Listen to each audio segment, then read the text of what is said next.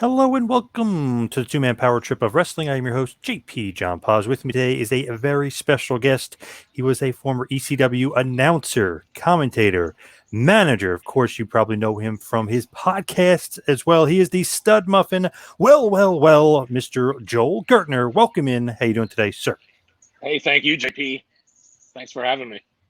So what have you been up to? What's been going on in your world? I know you're keeping busy with the podcast game, but what's going on? Yeah, doing the damn thing, man. Living the dream. Just whatever's clever, you know. Yeah, got the 69-minute eargasm. Just had a two-part interview with TJ Wilson, Tyson Kidd, and we've got a few great guests coming up in the next few weeks.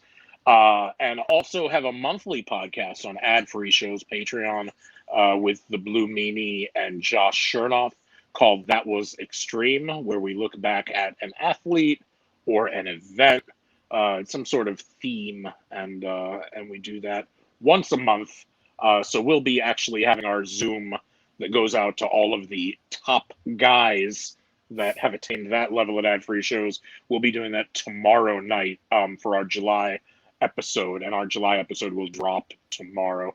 Aside from that, gosh, man, I did a virtual signing last weekend. I am ring announcing for VXS on Fight TV this Saturday. I've got about a half dozen gigs in July, and that's just wrestling alone. On top of that, just trying to day trade and do some background acting, and during the school year did a little substitute teaching. Just whatever's clever, whatever doesn't feel like work, whatever's fun, and whatever I feel passionate about. Now, you mentioned ad-free shows, and that was extreme. Obviously, ECW original. I'm always kind of curious, like, how the guys get into ECW. Like you hear the background, but how do you really get in? Like, how do you get the foot in the door there? Sell your soul to the devil. No, Yeah. no.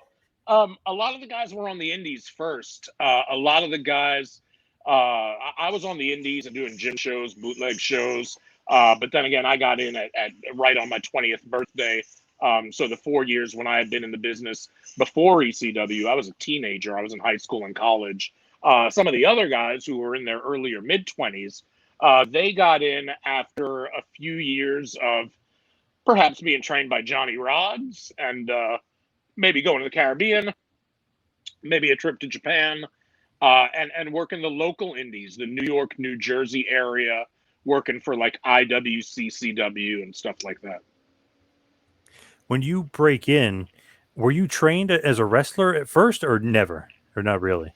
Not really. I took one or two classes as a wrestler, and I already knew going into those that that's not where my bread was buttered, and I already knew that that's not how I would be contributing to wrestling as my calling. But I wanted to take at least a couple of classes just so that I had a feel for it and just so that I could get a better respect for it. And it pays off because, I'll be, internet pay-per-view, doing color commentary, calling a match, let's say, of Sabu's, and he'll do something at age 50 that's just incredulous. And I'll say, you're 25 years old right now and you're in your mom's basement and you're thinking to yourself, yeah, I'm half the age of Sabu. I could do what he just did. Well, just realize you probably wouldn't even be able to run the ropes, let alone. And then I'll go into talking about how, even just to run the ropes takes, you have to just learn and get conditioned to it and get accustomed to it. And your skin and your body have to, it's being a wrestler isn't something that just happens by accident or because you want it to. So learning how to take back bumps, learning how to tuck your chin in your neck, learning how to run the ropes and feeling what that feels like. All those were great things for me so that I am able to call a match just a little bit better because I do have that experience. When you break in ECW really as an announcer, ring announcer first, right? Is that's kind of the first start, if you will, in ECW? Yeah, timekeeper and a part-time ring announcer. And then as Bob Ortiz went on hiatus and stepped aside for a few months, became the full-time primary ring announcer. When the Lucha guys and when Damian Seis came in from Japan as a Lucha guy, I did Spanish lucha style, and for Damian, I did Japanese, so multilingual ring announcing, and then became a heel ring announcer, which led to me becoming a manager. And then from there, after the Dudleys left, with TNN, became the co-host with Joey Styles and color commentator for the show. So I think in the history of, if we're calling ECW, a territory, in the history of pro wrestling, I am either one of two or three, or one of one, somebody who started out as a timekeeper and a backup ring announcer and made it to become the co-host and color commentator of the show. Pretty impressive. Yeah, It was back, really, it was, and it was just what the company needed.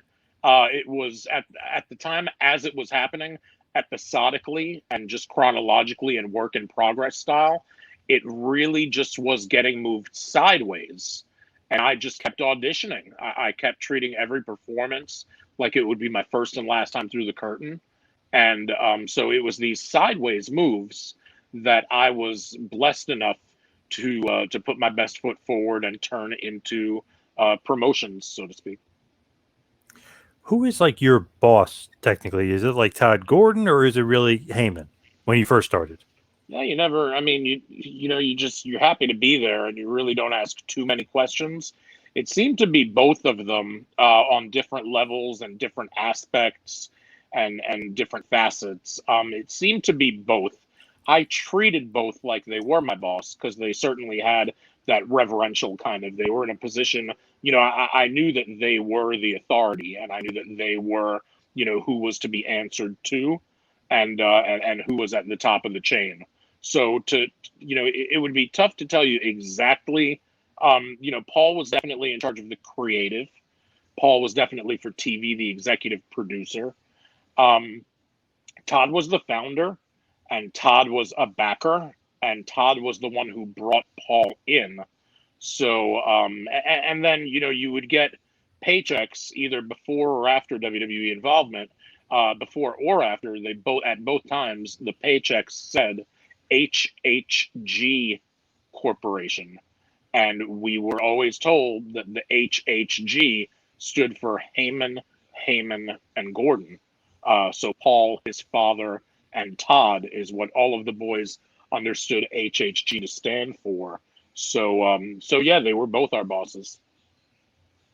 With Paul, and this is a question I always ask the ECW guys: genius, not a genius. It's funny. It's like split down the middle, but some say yes, some play. Creatively, is he a creative genius? Well, do people really say he's not a genius? They kind of blend in the business aspect, and then they kind of blend that saying, "Oh, he's a bad businessman." But really, I'm wondering the creative end. Well, creatively, it's indisputable. Creatively, he's a genius, and he's been around wrestling since he was a kid, and he has an acumen for it, and it resonates within him, and it's his calling. He gravitates to wrestling. There's no disputing that he's a creative genius. On the business end, I don't even know so much. Not to be an apologist, but he's my mentor. So if I were going to apologize for anybody, it would be for him. But not to be an apologist. But we'll never know, I think, whether it's so much if he is a bad businessman, but he was spread very thin. And he very much understood that the company was tethered to him. And as went the company, so the perception was with him, and vice versa. So it's not even so much necessarily that he's, all else being equal, a bad businessman. It's the sense that I got more is that he took on too much, spread himself a bit too thin, and was a little reluctant to delegate duties.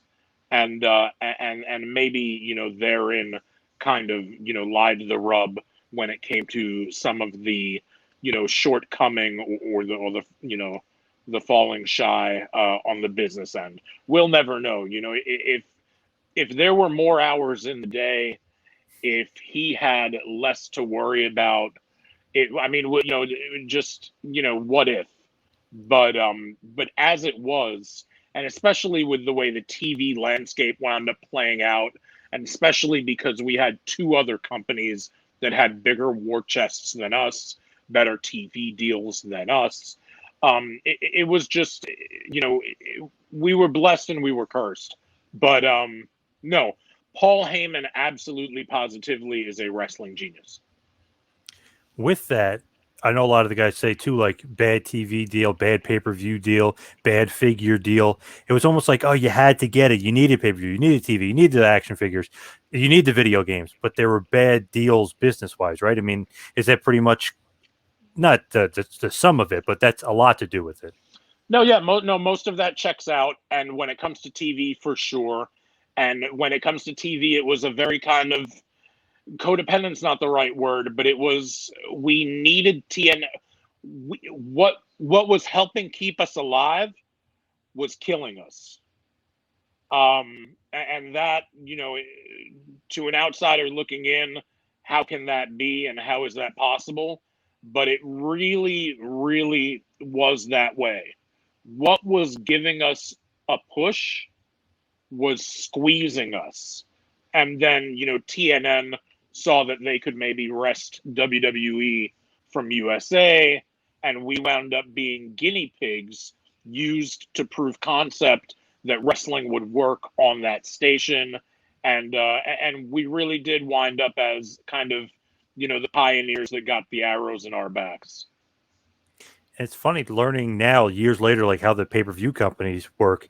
Man, that stinks. You get like half of the income, but you don't get it for months.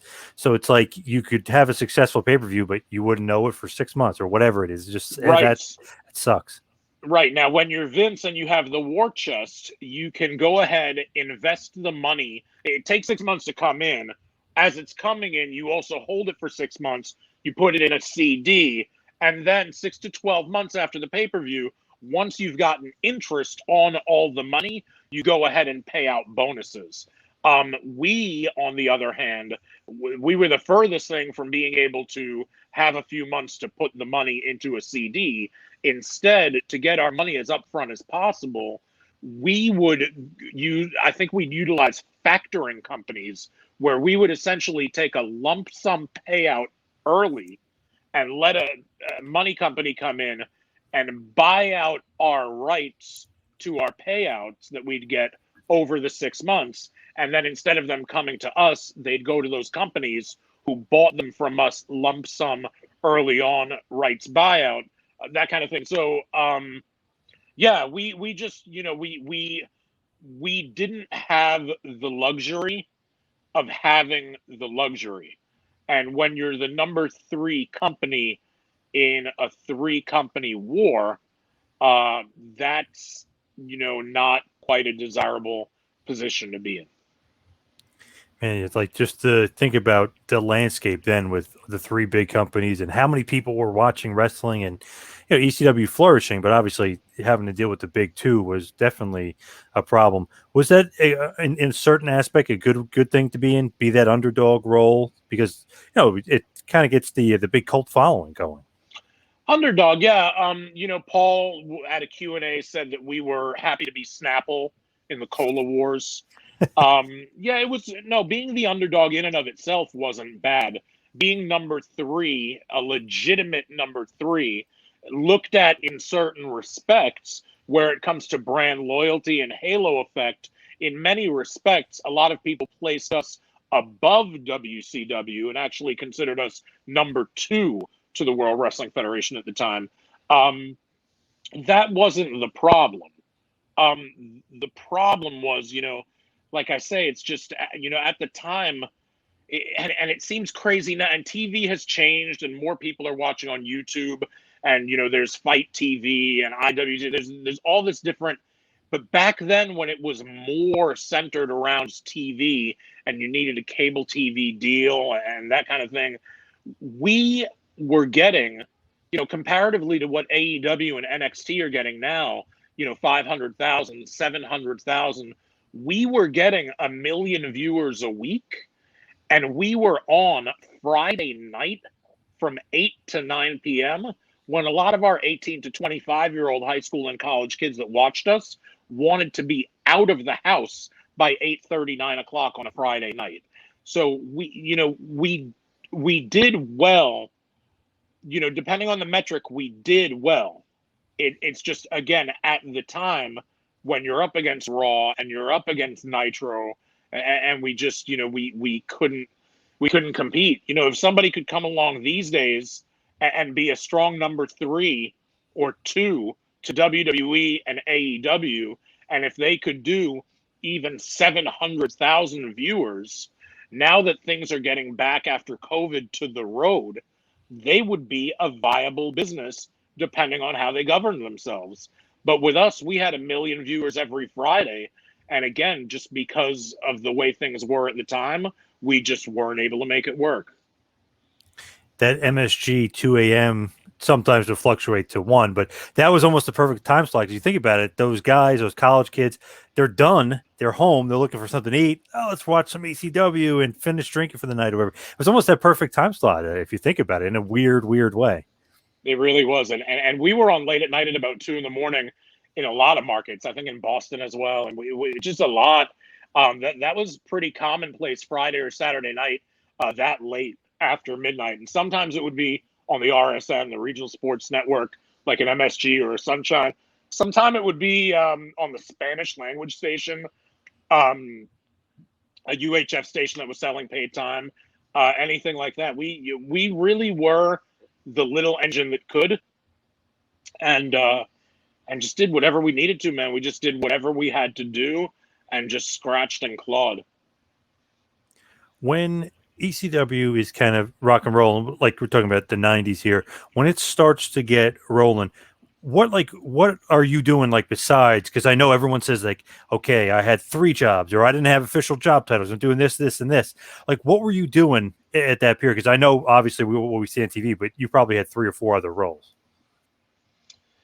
In the company, I was just kind of, so I worked at a hotel, so I kind of was indirectly, the same way Howard Finkel was a ring announcer, but he also did travel, is the same way indirectly for some guys who were top guys. I worked at a Marriott hotel, so at the time in the late 90s, mid 90s, I was getting courtyards for 29 and tax, residence in Courtyard in Fairfield for 29, residence in for 39, and full service Marriotts for 59. So full service Marriotts, the same ones that most people are paying 159.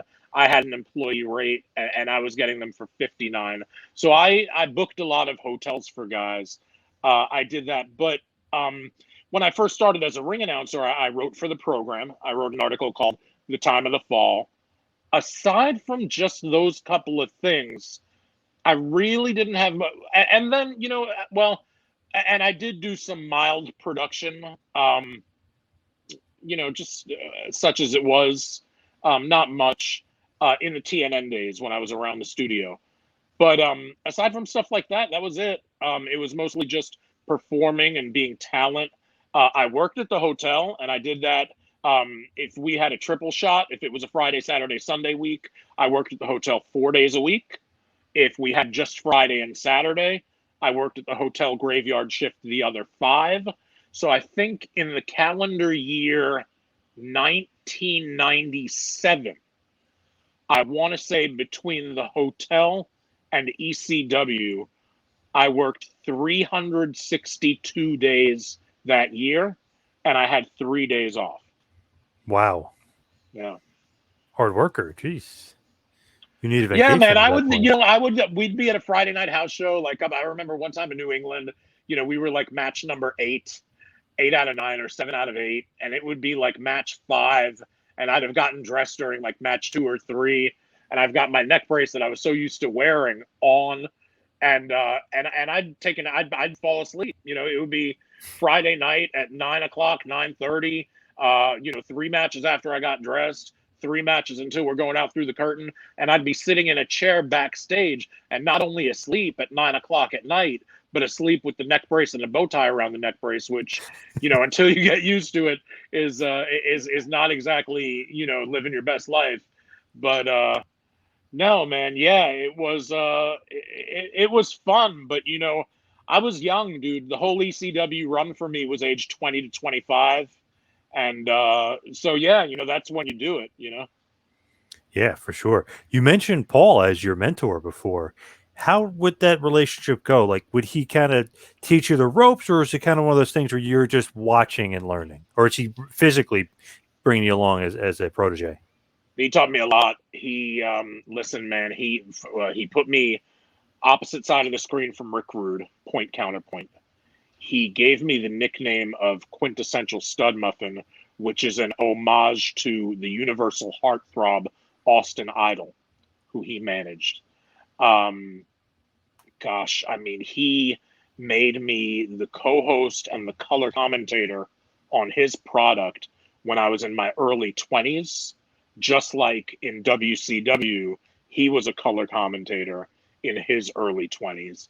So, I mean, I saw him as a mentor, and didn't want to ever disappoint him. And he did teach me a lot of things. There was a time where, the fans always, it got to the point where, first they hated me for a little while, and then, I guess because of the sexual limericks or whatever, it started to be like they loved to hate me. And then it was almost more like they hated that they loved me or that I became a tweener. And it happened on a different trajectory than the Dudleys themselves, Bubba and Devon. Those guys were still kind of heels and getting in the fans' faces as heels and getting heat and trying to start riots. And I was trying to be cool and get over. And that was acceptable to an extent. I think somebody leaned their hand across the guardrail, and I think I kind of slapped it or whatever. I did something that was a bit too babyface-ish, and I got back to the locker room one time, and Paul said, "I just want to let you know that, Joel, you're worth $1 million to me as a heel. As a babyface, you're worth absolutely nothing at the moment, and you're replaceable. So what do you think is the takeaway from that?" I was like, "To be a heel." He's like, "Absolutely. You're worth $1 million to me as a heel." So along the way, there were opportunities to learn from him, in taking direction from him. I like that he saw himself in you pretty much. Like he was kind of giving you the Paulie Dangerously role. I can only hope so. Yeah. Where did the we quintessential stuff stud muffin, we know where that came from, but where does the well and those limericks and like even the voice changing and like the inflection, where does all that come from? Well, the limericks I wrote, the first one ever was just like Rubik's Cube. The more you play with it, the harder it gets. When I was 10, when I was 10 years old, I read that in a joke book, and I never, for like truly tasteless jokes or gross jokes, and I never forgot it. So when the time came, I put it to good use in the wrestling business.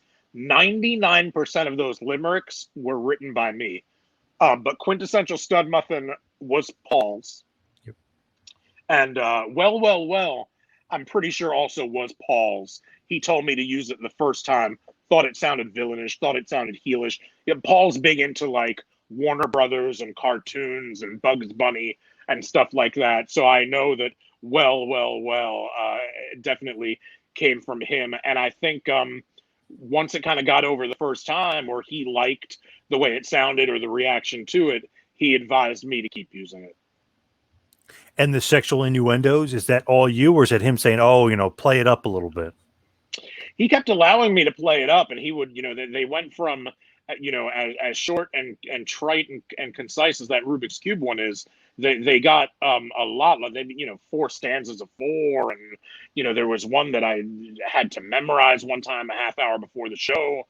And I mean, there's just I'd get on that mic for 5-6 minutes, and and I'm thankful that I.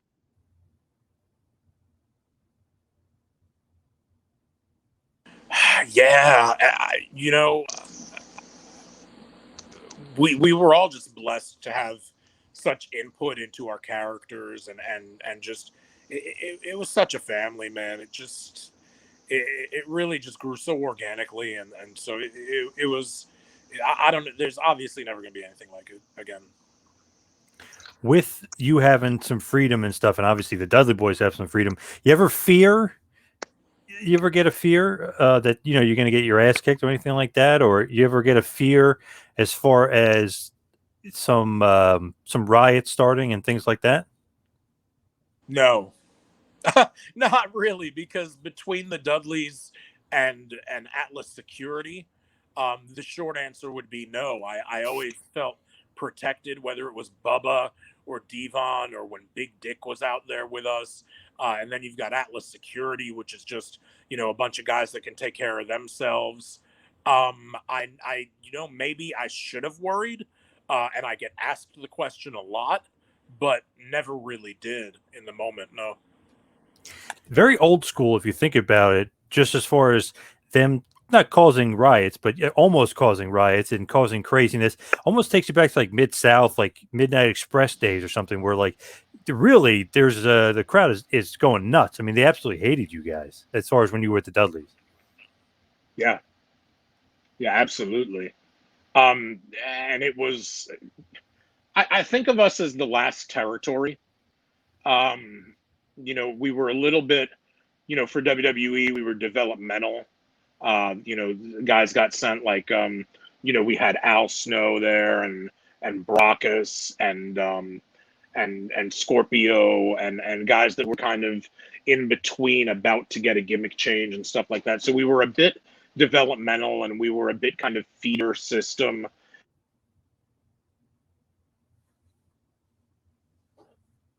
A lot of people compared us to world class, and we were just kind of the last of the Mohicans in that respect.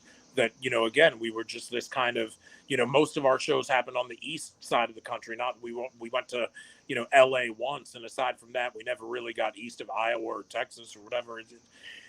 It was just it's amazing. We were able to get a magazine, and we were able to get music albums, and we were able to get action figures and video games. And again, a lot of people thought that for them we were their number one or we were their number two company, and considering how little we actually had in the bank, and that we were kind of sometimes running on fumes and just kind of robbing Peter to pay Paul. And it was amazing, what we were able to do and for how long.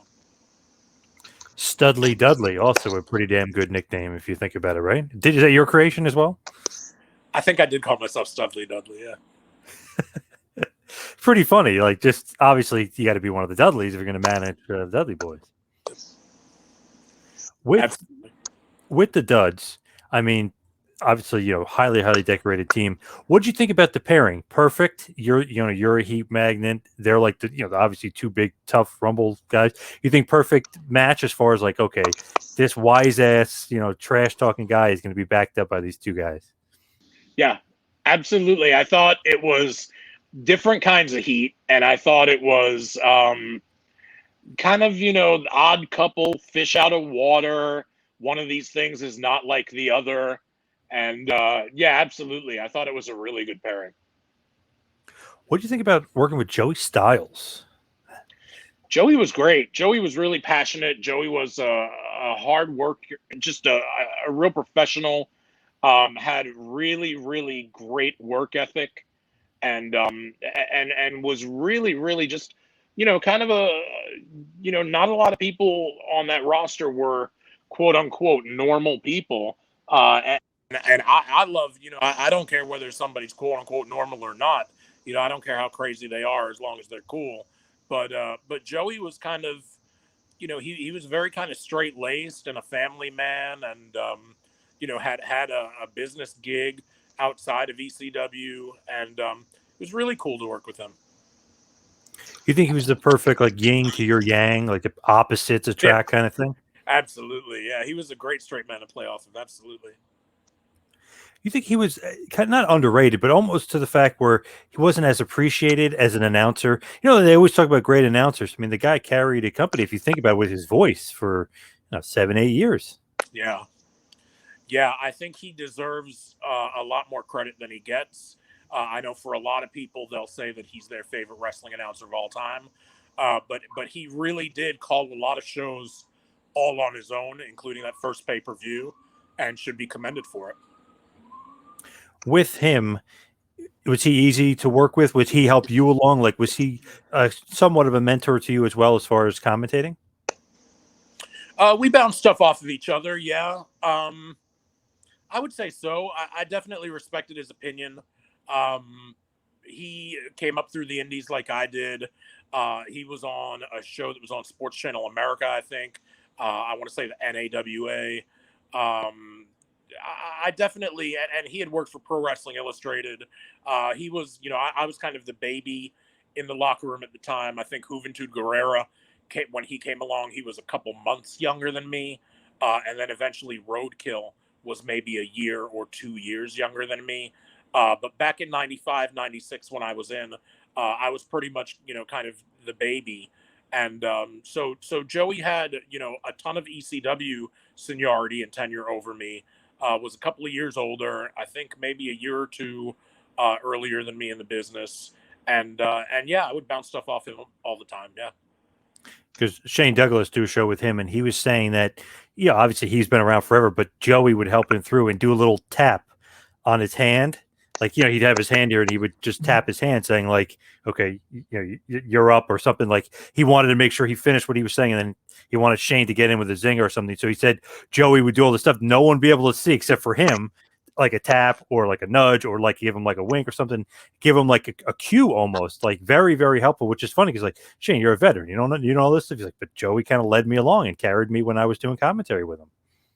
Yeah, we had a good rhythm. We had great chemistry and we had great charisma together when we were in the studio working on the TNN show.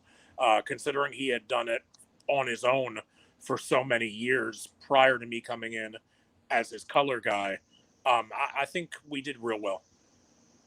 What do you think about the franchise? Since I mentioned him, what do you think about Shane Douglas? You can bury him if you want. No, I would never. Shane's awesome. He's brilliant, man. He's he's somebody that I watched and learned from coming up, and somebody who really did get to work the territories and really did kind of come in the early to mid 80s. And no, Shane's awesome, and I've learned so much from him. Just kind of even just being around him, you can learn a ton from Shane. With you and ECW, you mentioned before about how they were developmental. Did you guys know, or did you know that it was developmental, or that Vince was feeding Paul some money and that he was giving them some guys? I mean, obviously we know that the guys were there, but did you know it was a little bit deeper than just that? At the time, no. I mean, just whatever's obvious. You know what I mean? Like, Brockus is kind of WWE, and then Brock is kind of instead he's with us. But it could have been that he, it could be that he got shipped down, and it could be that he got kind of let go and told to, at the time, I mean, especially real early on, like 96, 97, I don't think a lot of people knew or saw or figured out. It wasn't made, painfully clear. I think it was left to people to kind of just divine and reason for themselves that that's, what was going on, is that there was some sort of working relationship. But no, I until working on the ECW One Night Stand 05 pay-per-view, I never got a paycheck that said World Wrestling Entertainment. All of the paychecks said HHG Corp.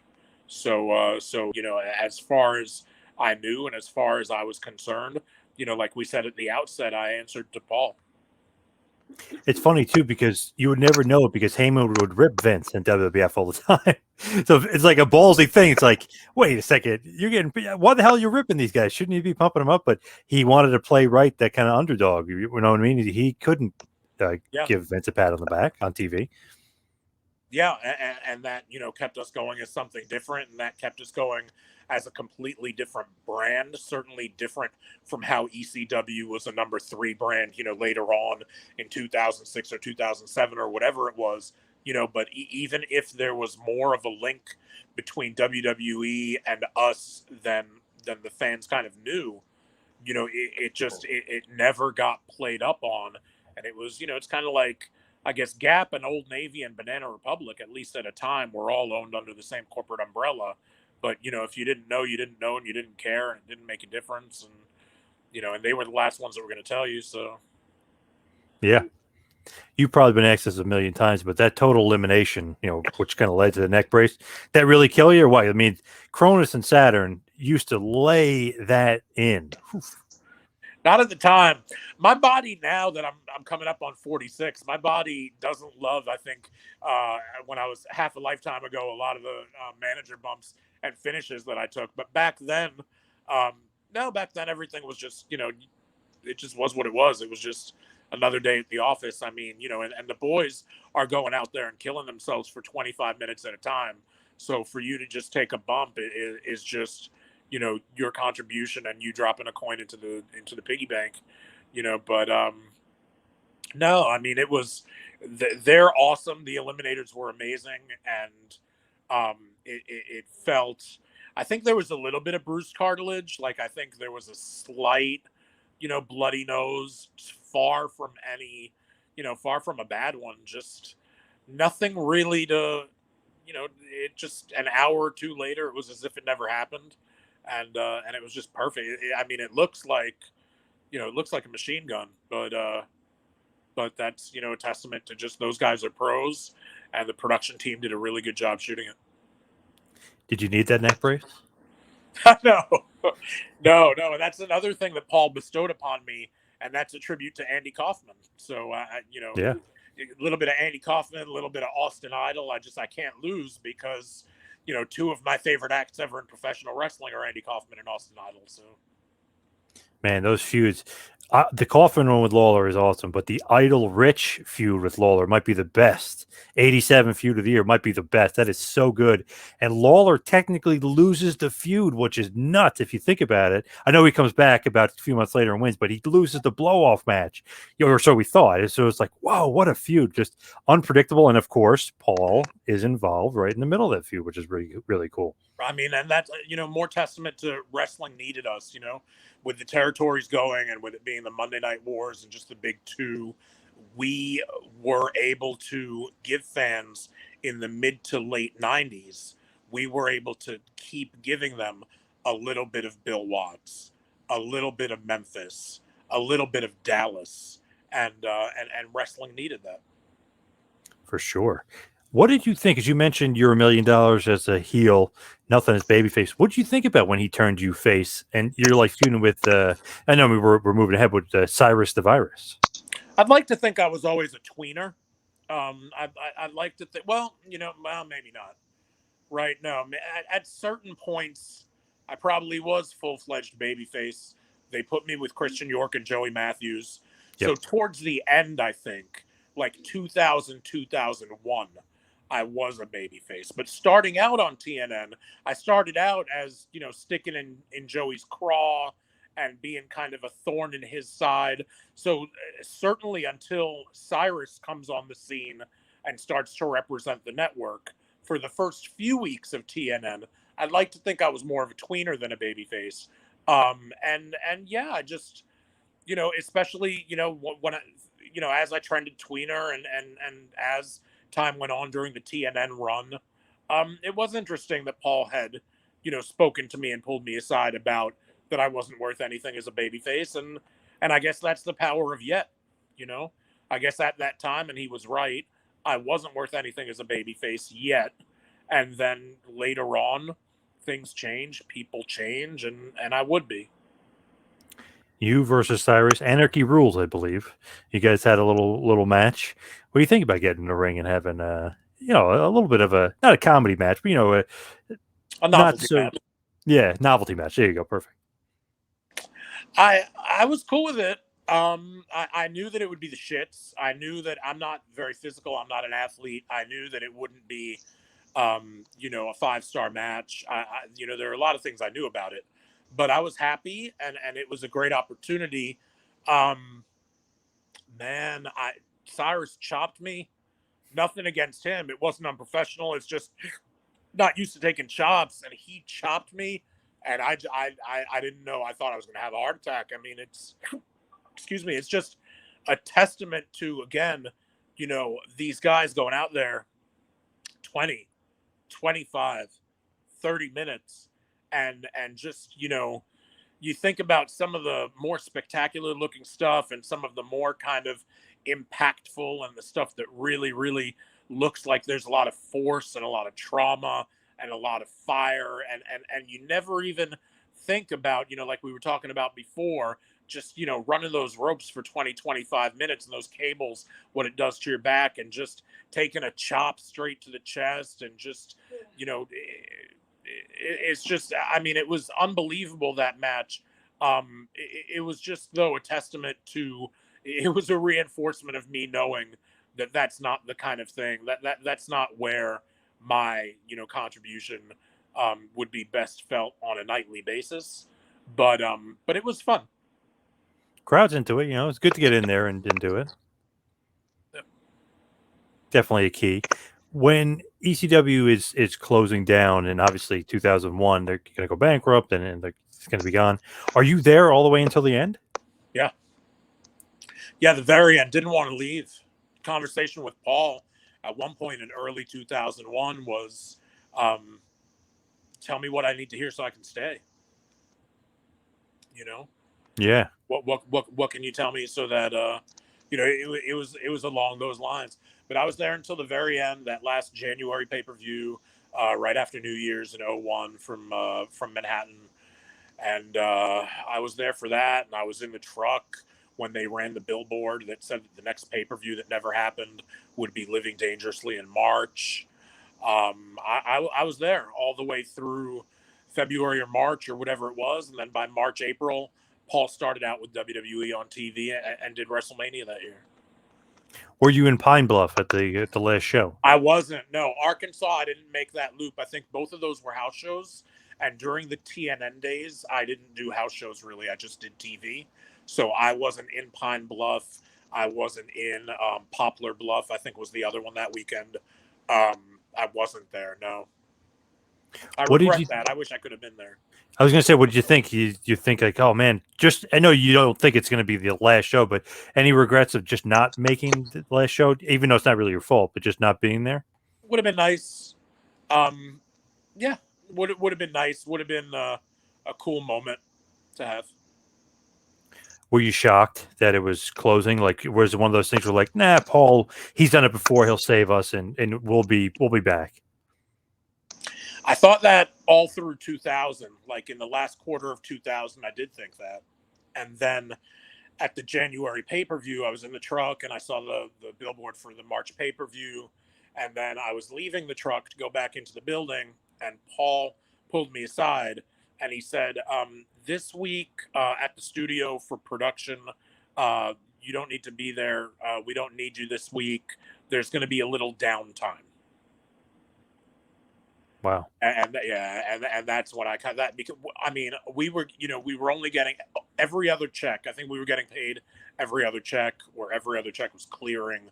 But we were essentially getting paid 2 weeks of pay for every 4 weeks that we worked. And I remember going back into the building after being told that there would be a little bit of downtime. And I started to kind of crumble a bit. I think my eyes started to tear, and Christian York and Joey Matthews were in the room that I was in, and they saw it, and they thought, I guess it was unlike me. And they were like, dude, are you all right? Like, is everything okay? What's wrong? And I just kind of looked at them and I was like, if you guys had only gotten here 3 years ago. And I think that's all I said. And I just went back into my kind of, just being introspective or whatever. But, yeah, I kind of, at a certain point, the writing was on the wall. Yeah. Man, you're crazy, because ECW goes down, WCW goes down a few months later. Crazy time in 01. You mentioned the pay. So you basically, you got half pay, what you should have gotten kind of for the last few months? Yeah, every other check I think we weren't getting, or every other check wasn't clearing.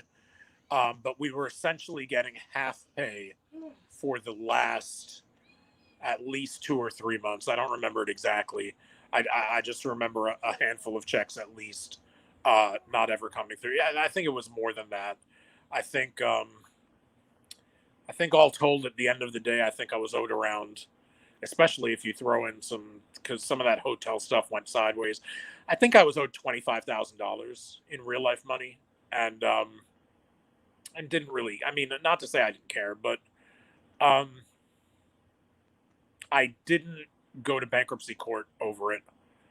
I knew that the end result of that would be 10 cents on the dollar bull case, and I just didn't think it was worth it. I wanted to stay in the business, and I wanted to just be, loyal and company, and just and hopefully that's paid off in my karma, because Quintessential Stud Muffin. I'll give you for example. Quintessential Stud Muffin is WWE IP. It's their intellectual property because it was Paul's idea. So it was ECW intellectual property. So WWE got it in bankruptcy. And I've never been told not to use it on the indies or whatever I do. I've showed up on TNA Hardcore Justice as the quintessential stud muffin Joel Gertner. So, I don't know if that's a case of flying under the radar and nobody cares, or a case of, people, just doing right by me because maybe I did right by somebody else one other time. But I was owed $25,000, and at the time I was 25 years old, and I was in the business to get as far ahead as I could, and to have fun, and to do what I love, and it was less of a business and more of a passion. It was more of a game than it was a business. It was me trying to see how long I could stay in the game, and how far I could advance. And so, again, not to say that, the 25 grand, didn't matter. I'm sure I could have put it to good use, but I was super young. I didn't have much obligation, and it just wasn't baby's milk money, It still look crazy. Some of the guys say, I'm owed this, I'm owed that, or there's no way to get it back, and there's nothing you can do. It just sucks for the guys involved, for sure. I mentioned this when I interviewed C.W. Anderson a while ago, and for some reason, Paul somehow heard the interview and went nuts on Twitter. It's like 15 things in a row about how the rollerball thing was bullshit. C.W. Anderson, which is so funny because C.W. Anderson's like the nicest guy, but he was ripping C.W. Anderson, just like, you're a scrub and shut up, and like, he must have had enough of the rollerball stuff. But what did you kind of take about it when you see Paul, like, oh, he said he's going out of business, and all of a sudden he's rollerball, you see? Was that one of those things where, like, wow, I thought he was trying to save us, or was he really in California doing the rollerball stuff? I don't mind. I never minded the rollerball thing, at least as much as the next person. I never minded it, but I never really minded it at all. If it keeps him out there and that keeps us, I didn't have a problem with the rollerball. I'm surprised so many more people bring up the rollerball of it all, rather than, oh, Paul just showed up on WWE TV as a color guy. Right. And I wasn't even necessarily offended by, I forget the chronology of it all, but you do what you have to and whatever. Like, I didn't even care about that. Like, it didn't really surprise me. It didn't really offend me. Like, I wasn't even really put back on my ass about him showing up on WWE programming. But I would think that to somebody who would be offended, for lack of a better term, I would think that showing up on WWE programming would be a lot more egregious and offensive than rollerball. But Paul tried. Bunham and Murray were involved. The Real World, I had heard that maybe they were going to get involved, and ECW was going to turn into like a reality show format, kind of like some of the reality shows now, like Total Divas and stuff like that, where, the cameras would follow us on the road, driving down the road, going to the shows and stuff like that. There was that. There was a syndication deal, I think, with Buena Vista, which was on a lot of the ABC O&Os, like, back in the day, like Saturday night, 12:30 a.m., you turn on Channel 7 in New York and you get like ER. Well, ER is not an ABC show, it's an NBC show. The only reason it's showing up Saturday night on Channel 7 is because it's part of a syndication deal, and it's through Buena Vista, which was a subsidiary of Disney. And I had been told that we were talking with them about something like that so that we could stay on real strong stations Saturday nights. I mean, I heard this, that, and the other, and You know, it it was in look. Paul was ECW. For me, Paul gave me a break. He gave me a chance. He gave me a shot, and he trusted me. He gave a lot of other people a break as well. He advanced a lot of other people's careers. And he really was a lot of the reason why ECW ever got as popular and successful as it was. I think he kept it alive as long as was feasibly and viably possible and as long as made sense. But if it got to a point where it couldn't be done and it didn't make sense for him, I mean, I don't expect the man to roll over and die. You know, if you can get rollerball or if you can go to work for WWE, you know, then so should everybody else be able to. And if they can't, and it's not their time yet for that, that's hardly Paul's fault. If anything, working in the ECW system has you at least closer and better prepared for that one day than you might ever otherwise be. So I don't know. I mean, I didn't care that he was in LA doing rollerball. It didn't make a difference to me. Harry Slash, who I talked to, was saying that was totally blown out of proportion, and basically saying like, cut Paul some slack. He knows a lot of the guys were getting on about it, kind of like what you said. It's like, surprised you weren't more upset about WWE than him being in rollerball of all things. Yeah, it's crazy. The just the aftermath of ECW. Did you ever have any like inclination, any shot, like, hey, let's go to WWE, or at one point, hey, go to WCW, or is that never really on the table, or not really a thought? I heard that WCW was interested. I heard that too. I heard that they were interested. I never really,